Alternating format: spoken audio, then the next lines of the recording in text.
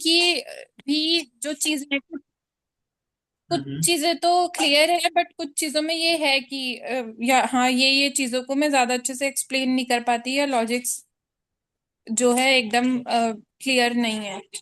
ठीक है, किन किन डिनाइल्स पे प्रॉब्लम आ रही है? सर एक तो आप मेरे को ये जो डुप्लीकेट वाला जो डिनायल होता है ना, कि ठीक मतलब ये है। ट्रू डुप्लीकेट हमारा कब होता है, ओके। जैसे जो डीएक्स सेम और ये सारी चीजें थी।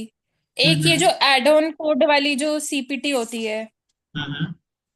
मतलब एड ऑन कोड किस तरीके से काम करता है, इस पे कब ये बंडल अनबंडल और क्या क्या चीजें होती हैं इन, ठीक है।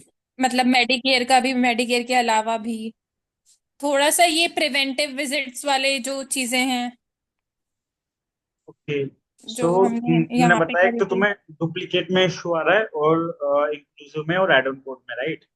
तो देखो। हाँ मतलब डुप्लीकेट वाले में लॉजिक मेरा एकदम फुल फ्लेज्ड क्लियर हो कि कब डीएक्स सेम होता है, क्या होता है, तभी हम आगे प्रोसीड करते हैं, कैसे होता है लगभग, ठीक है। लाइक क्या होता है। ओके।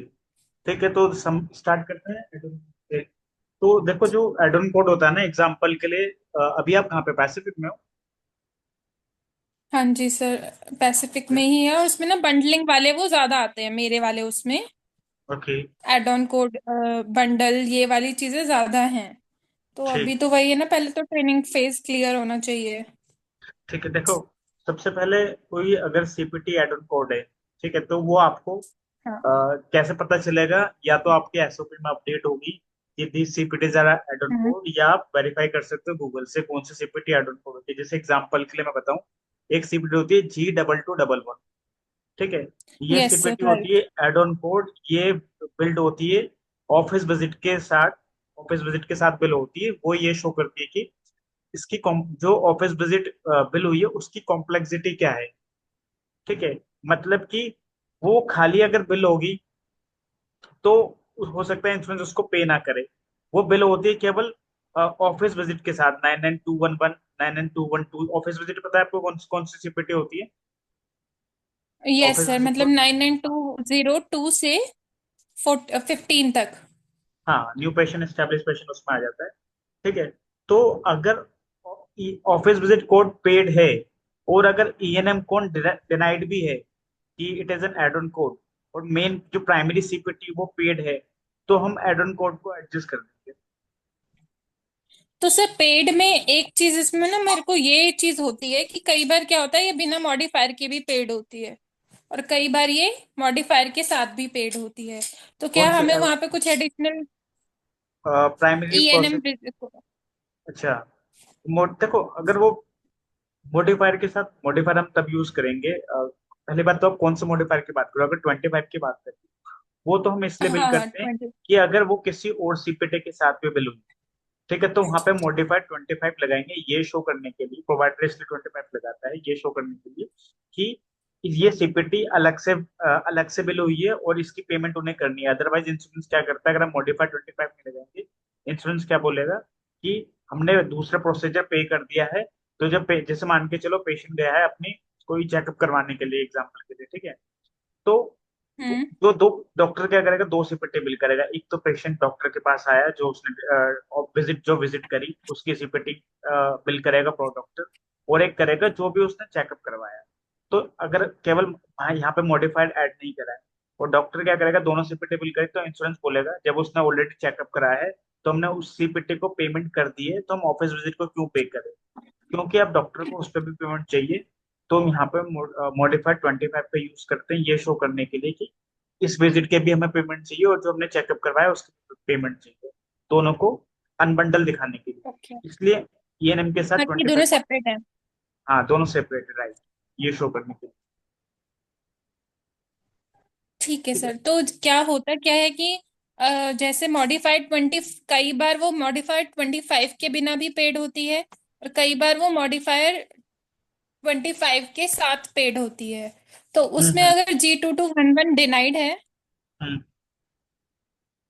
हाँ, तो वो एडजस्ट हो तो जाएगी अगर ऑफिस, देखो, अगर मेन प्राइमरी प्रोसीजर पेड है और एड ऑन कोड अगर डिनाइड है, ठीक है, तो एड ऑन कोड पे हम काम नहीं करेंगे, उसको हम एडजस्ट कर किसी भी सिनेरियो में, चाहे मॉडिफायर एडेड हो चाहे ना हो।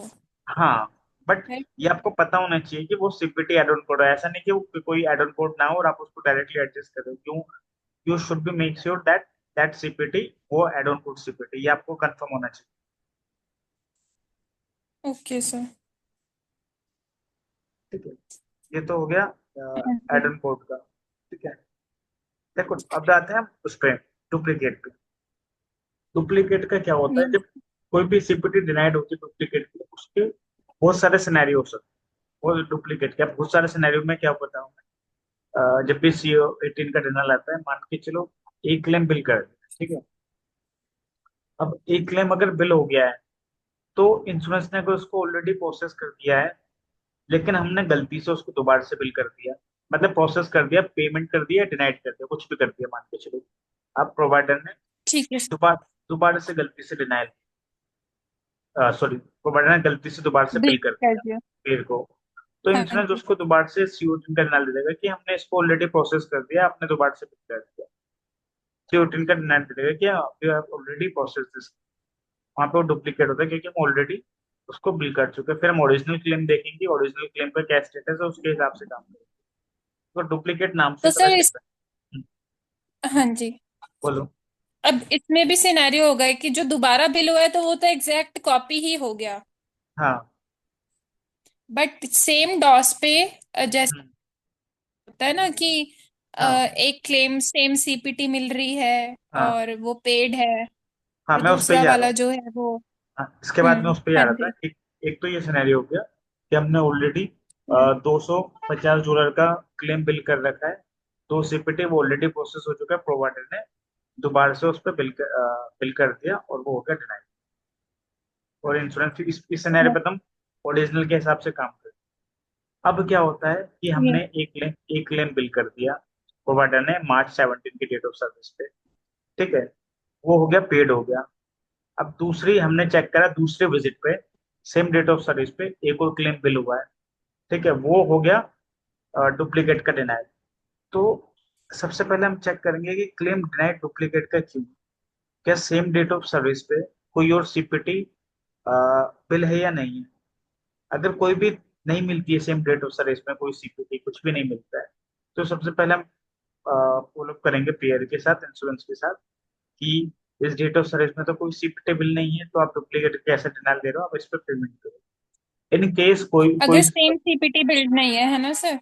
हाँ, सेम सीपीटी बिल नहीं है, इन केस सेम सीपीटी मिल जाती है, ठीक है, तो सेम सीपीटी मिलने से अब हम उसमें और भी चीजें चेक करें। अगर सेम सीपीटी मिल गई है मान के चलो, डेट ऑफ सर्विस भी सेम होनी चाहिए, और साथ के साथ जो प्रोवाइडर भी सेम होना चाहिए, प्रोवाइडर भी सेम होना चाहिए, डायग्नोसिस कोड भी सेम होना चाहिए, ठीक है। ट्रू डुप्लीकेट कब होगा? ट्रू डुप्लीकेट तब होगा जब डेट ऑफ सर्विस भी सेम है, बिल्ड अमाउंट भी सेम, ये पांच चीजें याद रखना, तब होगा true duplicate. Date of service भी सेम है, बिल्ड अमाउंट भी सेम है, प्रोवाइडर भी सेम है, सीपीटी सेम है, और डायग्नोसिस कोड सेम। अगर ये पांच चीजें सेम है, आपको ऐसी सीपीटी मिल जाती है, तो ये ट्रू डुप्लीकेट है। ट्रू डुप्लीकेट मतलब इंश्योरेंस ने सही डिनाइल दिया है, हम इसको एडजस्ट कर सकते हैं अगर ऐसा सिनेरियो आता है आपके पास। अब इन केस अगर बिल्ड अमाउंट डिफरेंट है, बिल्ड अमाउंट कब डिफरेंट आ सकता है? बिल्ड अमाउंट डिफरेंट सकता है जब हमने मॉडिफायर ऐड कर रखा हो, ठीक है, मॉडिफायर 76 ऐड कर दिया, 77 ऐड कर दिया, ऐसा कोई मॉडिफायर ऐड कर रखा हो, तो वहां पे बिल्ड अमाउंट डिफरेंट हो जाता है। मॉडिफ बिल्ड अमाउंट डिफरेंट है, या फिर प्रोवाइडर डिफरेंट है, या डीएक्स डिफरेंट है, इन तीनों में से अगर एक भी चीज डिफरेंट है, तो आप भेज दोगे कोडिंग को। अब सर इसमें डीएक्स में मान लीजिए उसमें दो या तीन डीएक्स हैं और उसमें से एक डिफरेंट है, वो भी डिफरेंट ही हो गया है ना? हाँ, तो अब वैसे बेसिकली इसमें हम प्राइमरी डायग्नोसिस कोड देखते हैं, पीडीएक्स जिसे कहते हैं, जो फर्स्ट पे लगी होती है, फर्स्ट प्राइमरी डायग्नोसिस कोड, वो डिफरेंट है। वैसे आप सारी मान अच्छा, के मतलब चलो। हम उसी हाँ को देखते हैं। हाँ, प्राइम मतलब ओके। फोकस हमारा उस पे ही होता है, पीडीएक्स पे। अगर वो डिफरेंट है, या फिर बिल्ड अमाउंट डिफरेंट, या फिर प्रोवाइडर नेम डिफरेंट है, इन तीनों में से कुछ भी डिफरेंट है, एक भी चीज, तो आप भेज दोगे उसको कोडिंग। और सर बाकी ये प्रोवाइडर वाला जो सिनेरियो है, इसमें ऐसा भी तो हो सकता है कि जैसे एक पे प्रोवाइडर सेम ग्रुप का डिफरेंट है और दूसरे पे डिफरेंट है, लाइक उस हाँ, ग्रुप के किसी डिफरेंट प्रोवाइडर, तो स्पेशलिटी आप वो सेम भी कह रही हो। डिफरेंट ही। हाँ, लाइक मेरे हिसाब से जैसे कि अगर ग्रुप डिफरेंट है, हम्म। मतलब ग्रुप हम्म। सेम है और प्रोवाइडर उस ग्रुप के डिफरेंट उठाए हुए हैं उन्होंने, मतलब समझ मतलब रहे हो, स्पेशलिटी इंडिविजुअल से, प्रोवाइडर। स्पेशलिटी से में प्रोवाइडर डिफरेंट है, ये कह रही हो? ये पॉइंट है, क्या कह रही हो? Yes sir. हाँ तो तब भी कोडिंग में चल मतलब जाएगा एक बार। ओके, स्पेशलिटी अगर डिफरेंट मतलब सेम है हाँ। और प्रोवाइडर डिफरेंट है, तो भी वो हम कंसिडर कर सकते हैं डुप्लीकेट हाँ में। होगा, हाँ तब भी एक बार हम उसको कोडिंग में एक बार वेरीफाई करवा सकते हैं, अगर कोई चेंजेस करवाने नहीं करवाने। प्रोवाइडर डिफरेंट है, डीएक्स डिफरेंट है, या फिर क्या नाम है, बिल्डअप, इन तीनों में से अगर एक भी चीज डिफरेंट है तो आप जाएंगे, क्लिक जाएगा कोडिंग। Okay sir. और सर इसमें मॉडिफायर का भी कुछ रोल होता है कि लाइक मॉडिफायर भी अगर हाँ डिफरेंट मिला तब भी? तब भी अगर मॉडिफायर हमने ऑलरेडी ऐड करा है, फिर भी अगर डिनाइल दे रहा है इंश्योरेंस, तो हम एक बार कोडिंग से वेरीफाई करवा लेंगे, फिर कोडिंग के अकॉर्डिंग काम करेंगे। क्योंकि मॉडिफायर, कुछ ऐसे मॉडिफायर्स होते हैं जहाँ पे जैसे 76 हो गया, 77, 78, ये सब कब यूज होते हैं, जब पेशेंट दो प्रोवाइडर के पास गया हो सेम डेट ऑफ सर्विस पे। इस तरह के सिनेरियो जब आते हैं ओके। तो हाँ, तब हम इसको कोडिंग टीम से वेरीफाई करवाते तो दो डिफरेंट प्रोवाइडर के पास गया होता है तो सर वो सेम ग्रुप के होते हैं ज्यादातर इस सिनेरियो में? हैं। हाँ वो उस पर डिपेंड करता है कि देखो या ऐसा, हाँ पेशेंट अगर सेम ग्रुप के पास भी जा सकता है, डिफरेंट के पास भी जा सकता है, वो तो उस पर डिपेंड करता है पेशेंट पे। तुम्हारा वैसे क्या ओके क्वेश्चन है? सर। तुम्हारे पास किस तरह के सिनेरियो ज्यादा आ रहे सर अभी तो मेरा जितना भी वो है ना उसमें डुप्लीकेट हैं? वाले हाँ। में तो कई तरीके के सिनेरियोज आ रहे हैं, क्योंकि एक जो ये वाला सिनेरियो नहीं होता है कि प्रोवाइडर, कौन सा डिनाइल है वो, पेड टू डिफरेंट प्रोवाइडर वाले जो सिनेरियोज होते हैं और paid to different duplicate, provider, उसमें मैं कंफ्यूज हो रही हूँ। देखो जो पेड टू हाँ। डिफरेंट प्रोवाइडर है ना, वो तो बेसिकली हमें कॉल पे ही वेरीफाई करना पड़ेगा किस प्रोवाइडर को पेमेंट मिली है। Okay okay. क्योंकि ये बेसिकली देखो, पेड टू अदर प्रोवाइडर वाले सिनेरियो क्या होते हैं, जैसे मान के चलो कि हो सकता है कि वो प्रोवाइडर हमारे ग्रुप का हो, तो तब तो हमारे पास डिटेल्स मिल जाएगी। अगर हमारे ग्रुप के जो हमारा हॉस्पिटल है उसी के किसी प्रोवाइडर पेमेंट हुई, तो हमारे जो भी हमारा सॉफ्टवेयर वहां पे मिल जाएगी। इन केस वहां पे नहीं मिल रही है, किसी और ग्रुप में हुई, तो वो हमारे पास वो डिटेल्स नहीं होगी। वो डिटेल्स फिर हमें पेशेंट से ही, सॉरी, इंश्योरेंस से ही वेरीफाई करनी पड़ेगी। अगर वो डिटेल्स दे देते हैं तो ठीक है, नहीं डिटेल्स देते हैं तो फिर हम आगे इसको लाइक, क्योंकि हमारे पास तो एक्सेस नहीं है दूसरे ग्रुप के जाने के पास, तो फिर हम उससे क्लाइंट से, मतलब जो हमारे सीबीओ होते हैं उनसे बोलते हैं कि वो आपको डिटेल्स ले, बिकॉज दूसरे ग्रुप की डिटेल्स हमको नहीं मिलेगी ना, हमारे पास कोई काम किया है ना कुछ, हमारे पास कोई डिटेल्स।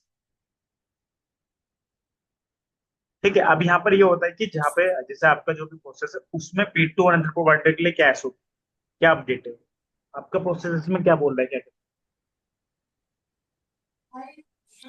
सब पेड टू डिफरेंट में ना, इसमें हम्म। कि जैसे दो सिनेरियोज आते हैं। एक तो ये होता है कि वो फैसिलिटी को बिल के प्रोवाइडर को बिल है, हम्म। और एक सिनेरियो की फैसिलिटी के दूसरे प्रोवाइडर को बिल है। ओके। तो हम दोनों में ही उसी फॉलो अप लेते हैं। एक है सेम स्पेसिलिटी को बोले, एक दूसरे स्पेसिलिटी को, ये कह रहे हो आप? डिफरेंट प्रोवाइडर में ये हो, जैसे कि तुम्हारे, प्रोवाइडर ही नहीं था, किसी और तुम्हारी को ही पे कर दिया उन्होंने। वॉइस तुम्हारी कट के आ रही है। आई डोंट नो, मेरे नेट में इशू है या अभी ठीक आ रही है सर? हाँ आप ठीक आ रही है। अभी ठीक आ रही है? हाँ हाँ। आप ठीक आ रही है। तो वो ना, इसमें मतलब इसमें ये चीज है कि ऐसा हो सकता है कि प्रोवाइडर जिसने पेमेंट करी है वो हमारी फैसिलिटी का है ही नहीं, वो फैसिलिटी ही डिफरेंट है, उसने हाँ कहीं और कर दी पेमेंट। ठीक है। और एक ये हो सकता है कि हमारी ही फैसिलिटी के किसी डिफरेंट प्रोवाइडर को, यानी रेंडरिंग के अलावा कोई सा हाँ उसको कर हाँ दिया हो। हाँ। तो ये राइट। सिनेरियोज हैं इसमें। तो ओके। मेरे को ये लगता है कि सर वो ऐसे पेमेंट कैसे कर देते हैं, मतलब दूसरी फैसिलिटी को क्यों कर देंगे, या क्यों करते हैं, मतलब क्या तो ग्लिच क्या आता है इसमें एक्चुअली। पेशेंट देखो, वो तो पेशेंट अगर दूसरे दूसरे फैसिलिटी के पास चला गया और जो उसका फैसिलिटी है उस वहां से उसने भी वो क्लेम बिल कर दिया इंश्योरेंस को। अब इंश्योरेंस की गाइडलाइन है कि हम तो एक दिन में एक ही सीपीटी पे करेंगे, ये पर्टिकुलर सीपीटी। और जो कि हाँ उसने जी। ऑलरेडी पे कर दिया दूसरे प्रोवाइडर को, और हमने भी क्लेम बिल कर दिया। हमने क्लेम बिल कर, पेशेंट दोनों दोनों फैसिलिटी के पास चला गया, दोनों हमारे पास, हमारे फैसिलिटी के भी और दूसरे फैसिलिटी के भी। अब दोनों ने क्लेम बिल कर दिया, पहला क्लेम दूसरे फैसिलिटी का चला गया, उनके पास इंश्योरेंस ने वो पे कर दिया। अब इंश्योरेंस की गाइडलाइन है कि भैया हम तो ये वाली सीपीटी एक दिन में एक ही पे करेंगे, तो उस वाली फैसिलिटी को तो क्लेम पे कर दिया। हमारा वाला जब क्लेम गया उसने देना दे दिया पे टू अनदर प्रोवाइडर, इसलिए देना रहता है। तो इसलिए हमें वो डिटेल्स वेरीफाई करनी होती है कि एक्चुअल में इंश्योरेंस ने दूसरे प्रोवाइडर को करा है, किस प्रोवाइडर को करा है। वो डिटेल्स अगर इंश्योरेंस दे देता है तो ठीक है, नहीं देता तो फिर हम उसको सीबीओ से एस्केलेट करते हैं कि आप उनसे वो डिटेल्स। Okay sir. हाँ, और अगर वो डिटेल्स दे देता है हमारे पास उस बेसिस पे कि वो एक ही दिन में एक ही पे करता है, फिर हम उसको डिटेल्स में नोटेशन क्लियर करके उस क्लेम को हम एडजस्ट भी करते तो मतलब सर उस क्लेम को एडजस्ट हम इसलिए भी कर रहे हैं क्योंकि वो अब हमारी फैसिलिटी का तो है नहीं, तो हमें तो पेमेंट मिलने से रही, हैं। ये हाँ रीजन। मतलब ये भी एक रीजन है, क्योंकि इंश्योरेंस ने ऑलरेडी पे कर दिया है। और उनकी गाइडलाइन ही ये है कि वो एक दिन में केवल एक ही सीपीटी पे करता है जो ऑलरेडी पे हो चुकी है। तो अब उसमें और तो कुछ होगा नहीं, तो वो हाँ एडजस्ट जी। ही होगा। हाँ चाहे वो सेम प्रोवाइडर को हुआ हो, सेम फैसिलिटी को हुआ हो, वो उन्होंने कर दिया। और हाँ उनका क्या, इंश्योरेंस के पॉइंट ऑफ व्यू से क्या वो होता है कि लाइक उन्होंने उनको कर दिया और हमारे वाले पे नहीं किया, लाइक इस वाले पे नहीं किया और उस पे कर लिया, यानी उनको उसके सपोर्टिंग डॉक्यूमेंटेशन ज्यादा वो मिल गई, या किसी का जिसका पहले गया उसको कर हाँ। दिया, ऐसा मतलब क्या। पहले क्लेम जिसको गया होता है, ऐसा सपोर्टिंग नहीं है। जिसका क्लेम पहले गया होगा उनके पास, वो उनको पे कर दे। Okay sir, okay. हम्म। ठीक है सर, मतलब ये वाला तो आ गया मुझे, मतलब फैसिलिटी वाले पार्ट तो समझ आ गया। हम्म। और बताओ। और सर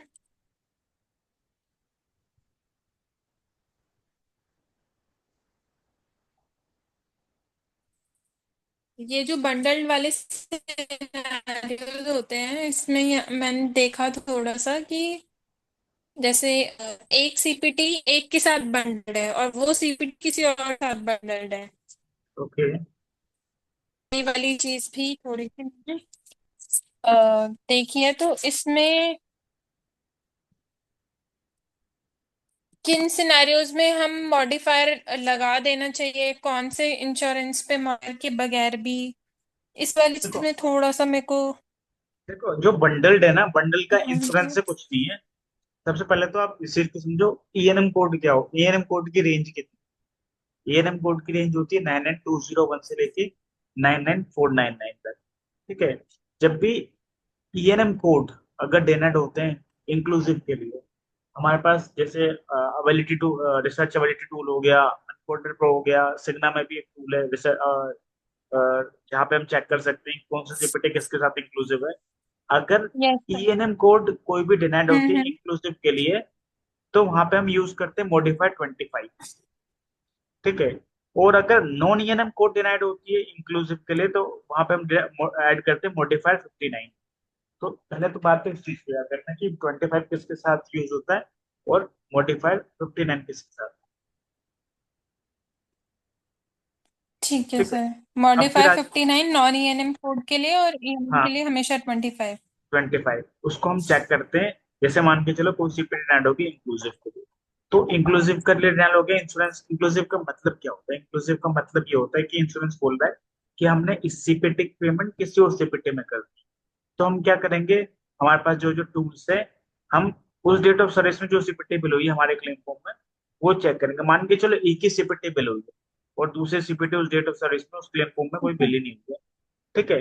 तो फिर तो हाँ। इंश्योरेंस ने डिनाइल ही गलत दिया, जब एक ही सीपीटी हमने बिल करी है हमारी, उसके अलावा कोई सीपीटी हमने बिल ही नहीं करी, और हमने जो बिल करी वो हो गई डिनाइल। तो इंश्योरेंस कैसे बोल रहा है कि किस सीपीटी पे इस सीपीटी की पेमेंट किसी और पे करती है? तो इस केस में हम टूल पे चेक नहीं करेंगे, हम सीधा इंश्योरेंस पे कॉल करके रिप्रोसेस करवाएंगे कि you denied this claims as inclusive, however we did not find any CPT with which it is bundle. On the ठीक है। Same card. हाँ, on the same date of yes. Service.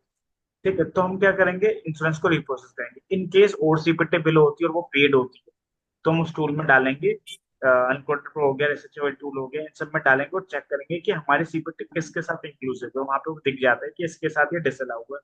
अगर वो दिख जाता है इसके साथ डिसअलाउ हुआ है, हम कोडिंग को भेजेंगे that this CPT is inclusive with that CPT. हम जिसके साथ हम इंक्लूसिव दिखा रहे हैं ना, वो सीपीटी पेड होनी चाहिए। अगर वो डिनाइड है तो मतलब फिर तो इंश्योरेंस ने गलत ही डिनाइल दिया। यस। वो वाले सीपीटी पेड है, हम इंश्योरेंस को कोडिंग को भेजेंगे दैट ये सीपीटी इसके साथ इंक्लूसिव है, so please add appropriate modifier. और कहीं कहीं ऑफिस में ऐसा भी होता है कि मॉडिफायर 25 हम खुद ऐड कर सकते हैं ऑफिस, हाँ अगर हाँ ये हाँ, दे वही रहे है हैं। थोड़ा। हाँ, जैसे जैसे हाँ आर हाँ। R1 में नहीं है, मतलब कुछ प्रोसेस में प्रोसेस स्पेसिफिक होता है, कहीं पे होता है कोडिंग को दिखाना होता है, कहीं पे हम खुद भी ऐड कर सकते हैं। वो प्रोसेस स्पेसिफिक होता है, अलग अलग प्रोसेस में अलग अलग गाइडलाइंस होती है एज पर क्लाइंट। ठीक है, तो अगर आप खुद भी ऐड कर सकते हो या फिर आप अगर ईएनएम ही नहीं पे तब करते हैं हम सर, है ना? अगर अगर ईएनएम ही नहीं पे, तुम्हारी आवाज फिर से कट रही है, अगर ईएनएम मतलब मॉडिफाइड 25 तो हम, ईएनएम के साथ करते हैं तब हम मॉडिफाइड। 25, हाँ ईएनएम के साथ 25 यूज करेंगे। नॉन ईएनएम डिनाइड इंक्लूसिव के लिए हमें मिल गई कौन सी सीपीटी के साथ इंक्लूसिव है, तो वहां पे हम मॉडिफायर 59 यूज करेंगे नॉन ईएनएम के साथ। ठीक है, नॉन ईएनएम के साथ हम मॉडिफायर, जैसे आपको आवाज आ रही है मेरी?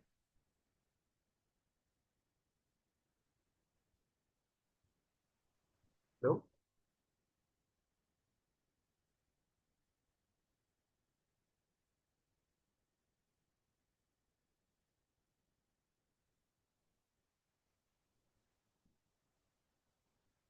हेलो।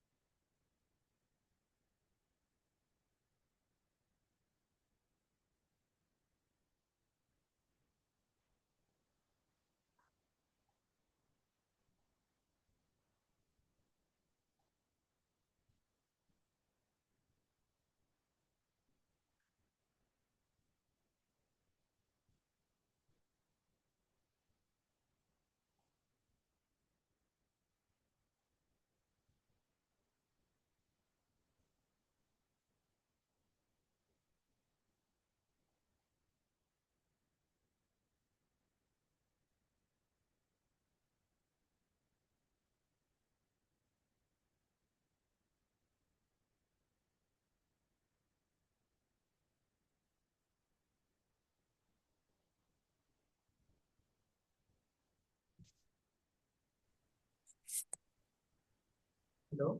हेलो। हाँ अभी आ जैसे, रही है सर वॉइस? अब आ रही है।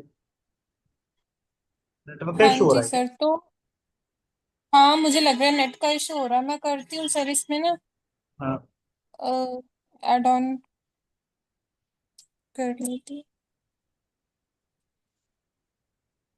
तो सर मैं ये कह रही थी कि जैसे जो ई, हेलो।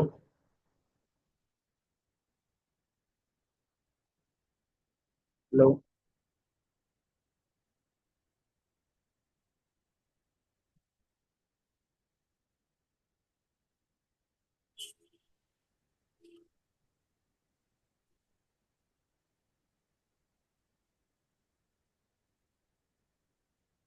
हेलो। हाँ जैसे तुम्हारी वॉइस फिर से गायब होगी। अभी आ रही है सर? हाँ अब आ रही है। हाँ तो तो सर जैसे फोन जो से इंक्लूसिव, फोन से यूज कर रही हो क्या? हाँ अभी आज तो सर मैं फोन से ही कर रही हूँ। अच्छा, तभी शायद वाईफाई यूज नहीं कर रही हो? यहाँ पे सर अभी मैंने ना वो इंस्टॉल करवाया नहीं है, वो बुलाना ओके ओके, पड़ेगा ना। चलो वर्क ठीक है फ्रॉम तभी। होम तक में मैंने रखा हुआ था उसको। अच्छा अच्छा, मुझे लगा तभी इशू आ रहा है। हाँ ठीक है, क्योंकि हाँ ना सर कभी हो कभी सकता। ऐसा होता है जूम ना फोन पे तुम्हारा पैसे वगैरह मैं वर्क फ्रॉम होम चल रहा है, ऑफिस चल रहा है? वहां पे तो सर मेरा ऑफिस है। अच्छा ऑफिस है, तुम डेली ऑफिस जा रही हो फिर? हाँ, ऑफिस ही जा रही हूँ। अच्छा अच्छा। हाँ तुम बताओ, क्या था, क्या क्वेश्चन था तुम्हारा? हाँ सर, मैं ये कह रही हूँ कि जैसे इंक्लूसिव का डिनायल है, हम्म ईएनएम कोड का, ईएनएम बंडल्ड विद G2211 वाला, हम्म। जिसमें ईएनएम भी पेड नहीं है, हाँ तो फिर ठीक तो है। वो डिनायल ही कराता है ना, तो उस केस में हम मॉडिफायर को ऐड करके वो करेंगे ना, बिल, करेक्टेड क्लेम। देखो अब मुझे एक चीज बताओ, जहाँ पे डिनाइल ही हम्म। गलत है, हम उसमें करेक्टेड क्लेम क्यों भेजेंगे? अगर डिनाइल सही होता, इंश्योरेंस ने सही डिनाइल दिया है, डिनाइल मतलब होता है कि पेमेंट करने से मना कर दिया।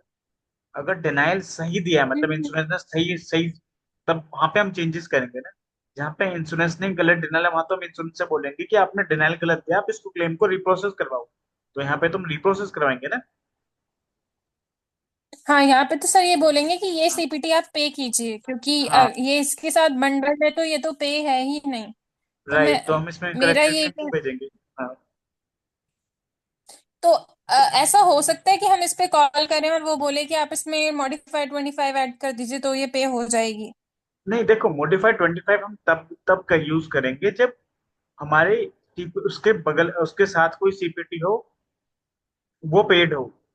राइट, अगर एक ही सीपीटी हो उसमें मॉडिफाइड 25 ऐड नहीं करेंगे, बट हाँ इन केस इंश्योरेंस अगर ऐसा कुछ सजेशन दे रहा है और रिप्रोसेस करने के लिए मना करता है, उस सिनेरियो में हम कर सकते हैं, बट जनरली ऐसा नहीं होता है।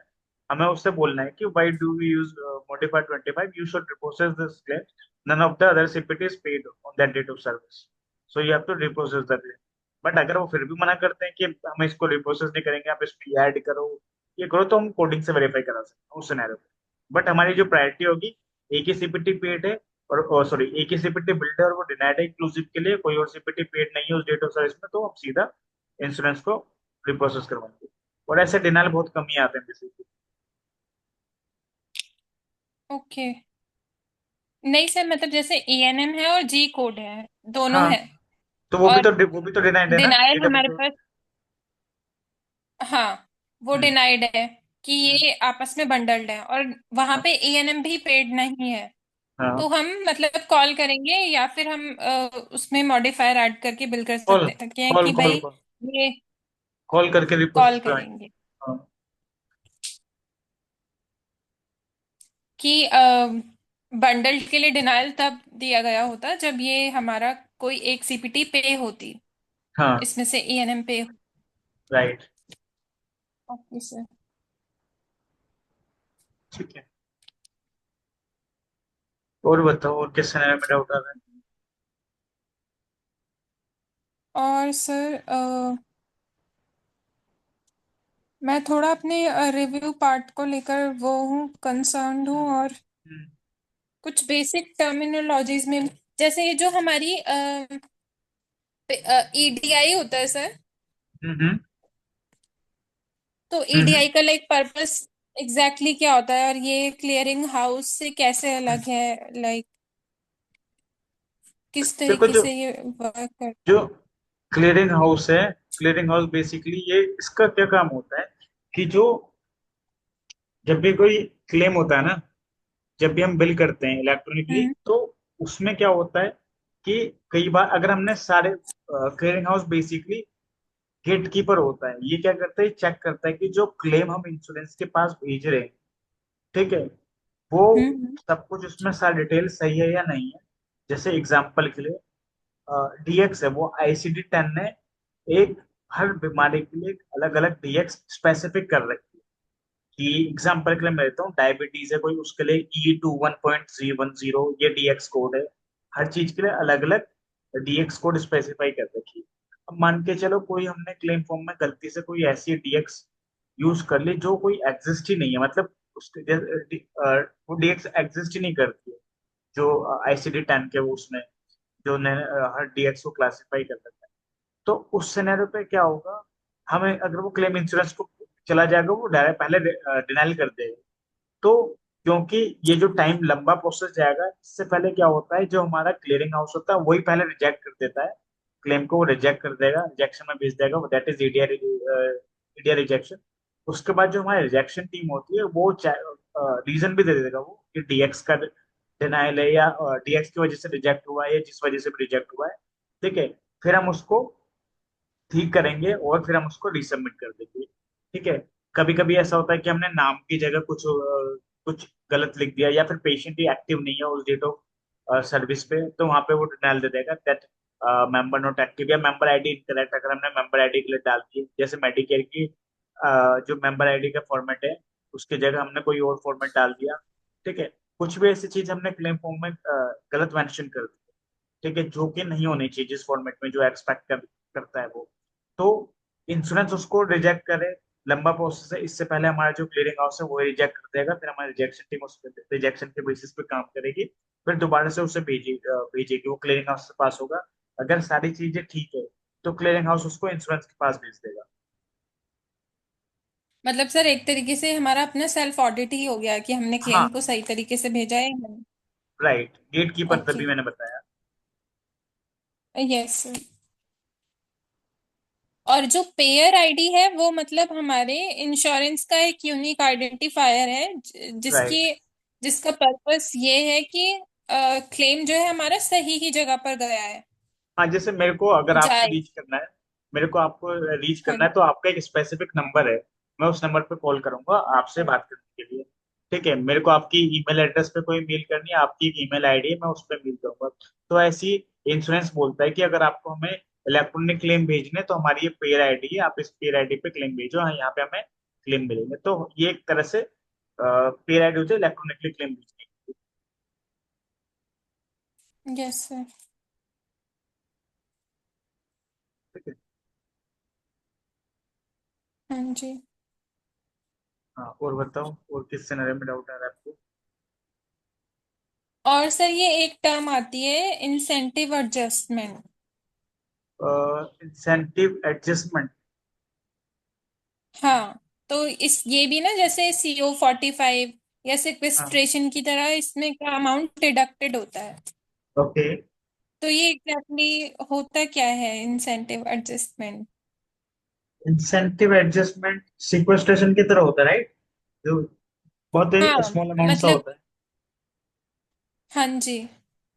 इसका तो मुझे इतना डिटेल में नहीं पता है, बट हाँ, ये अगर ऐसा कुछ है तो ये सब एडजस्ट ही होता होगा ये।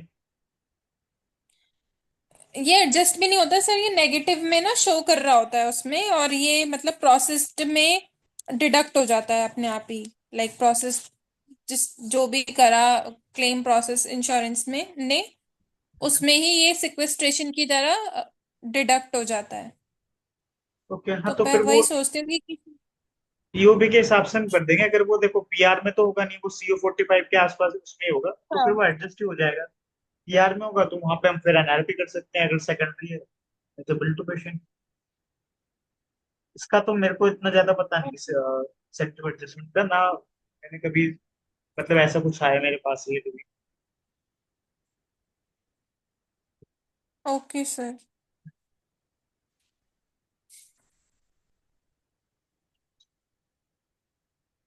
और ग्लोबल इंक्लूसिव क्या आता है तुम्हारे पास?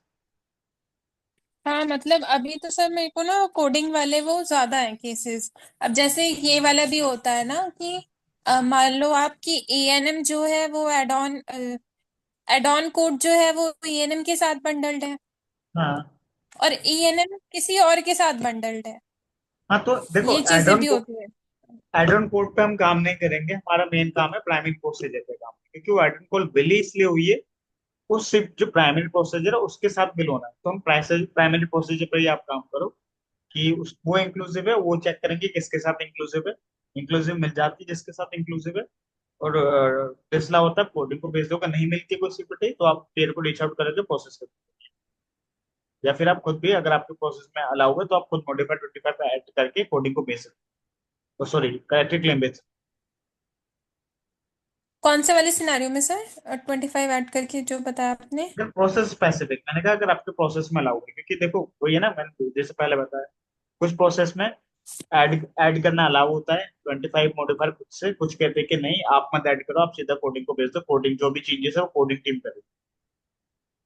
आपके हाँ, प्रोसेस तो में क्या है? हमारे में अलाउड है वो ऐड हाँ। करना, हाँ हमारे हाँ में तो अलाउड है। आप उस सिनेरियो में कर सकते हो जहाँ पे आपको मिल गया है कि ये सीपीटी किसके साथ इंक्लूसिव है, और ईएनएम कोड है, आप खुद मॉडिफाई 25 ऐड करके करेक्टेड क्लेम भेज सकते ठीक है सर, जिसमें ईएनएम भी पेड नहीं है, अगर G221 का सिनेरियो है तो हम हो। ट्वेंटी हाँ फाइव बट ऐड करके बिल कर देंगे। उसमें बिल करोगे अगर आपको मिल गई प्राइमरी प्रोसीजर किसके साथ इंक्लूसिव है, अगर आपको ये मिलनी चाहिए हाँ जी। कि आप वो किसके हाँ साथ हाँ, मतलब इंक्लूसिव है और हम, वो पेड है, जिसके साथ इंक्लूसिव है वो पेड है, उस सिनेरियो पे आप करेक्ट। ओके, एक हिट एंड ट्रायल के लिए कि क्या पता G2211 पे हो जाए, सेपरेट नहीं, सर्विस कंसिडर हो। प्राइमरी प्रोसीजर पेड हो जाए। आपको तो जो 99211 है उस ओके, पर काम करना है ना। ठीक है सर।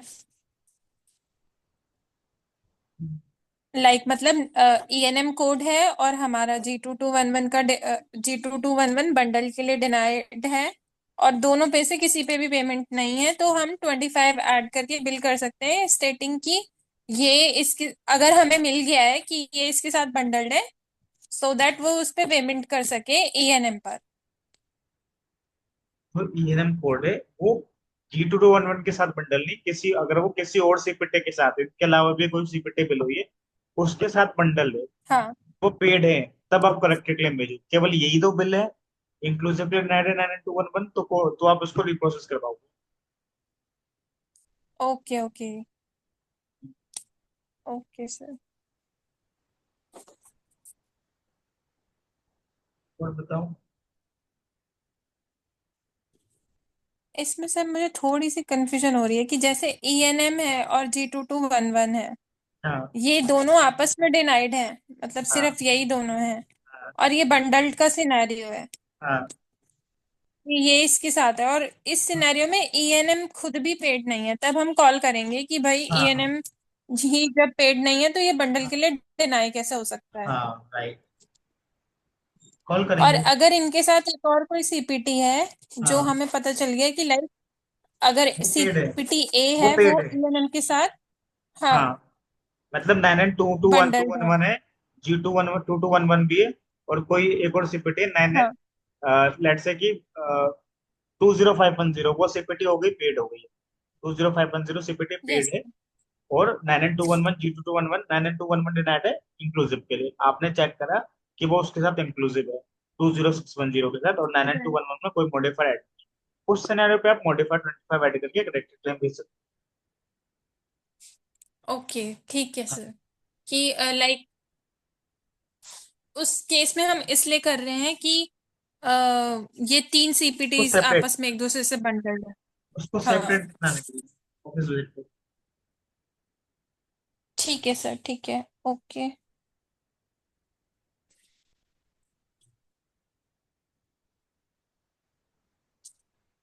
और बाकी तो आप मेरे को बेसिक वाली अपनी ही हिसाब से रैंडम चीजें बता दो, जिससे कि बस थोड़ा सा अभी मेरे को अपने फिलहाल जो फोकस है ना वो हल्का सा रिव्यू पार्ट और ट्रेनिंग वाला पार्ट क्लियर करने में है, ओके कि ठीक मैं है, तो मैं चीजें तुम्हें कर पाऊँ। बेसिक बेसिक भी बता दूंगा, जैसे एग्जांपल के लिए आपको एचएमओ पीपीओ पता है, एचएमओ पीपीओ क्या होता है?